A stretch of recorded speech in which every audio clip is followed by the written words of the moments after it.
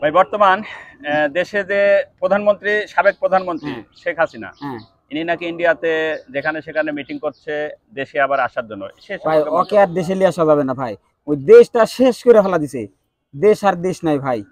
এই 15 বছরে দেশে যে কার্যকলাপ গুলো চালাচ্ছে বা ওর বাহিনীরা চালাচ্ছে, একে আর ক্ষমতা বসানো যাবে না ভাই। খুব সীমিত সময়ের মধ্যে ডক্টর ইউনূস সাহেব ভোটটা দিয়ে একটা সরকার গঠন করে থুয়ে নেমে যায়।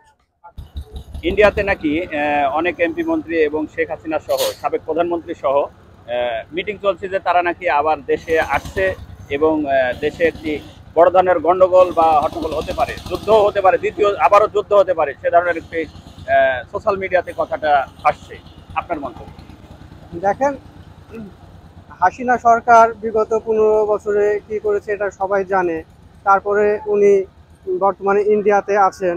আমার মনে হয় না যে হাসিনা হয়তো মিটিং করছেন, তাদের নেতাকর্মীরা বাংলাদেশে অনেক খারাপ পরিস্থিতির মধ্যে আছে, হয়তো তাদেরকে উজ্জীবিত করার জন্য তিনি হয়তো এসব মিটিং করছেন। মিটিং করে নেতাকর্মীদের একটু উজ্জীবিত করার চেষ্টা করছেন। আমার মনে হয় না যে সাবেক প্রধানমন্ত্রী শেখ হাসিনা বাংলাদেশে আসবেন, কারণ তিনি আসলে তার উপরে প্রায় শতাধিক কেস আছে।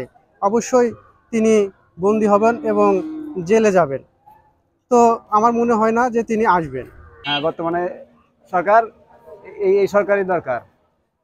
যা আসবে দেশটা ভালো চালালে ভালো চলবে, এটাই আমি মনে করি। তো 3 মাস পরেই সব ভোটে দিয়া করে দিব।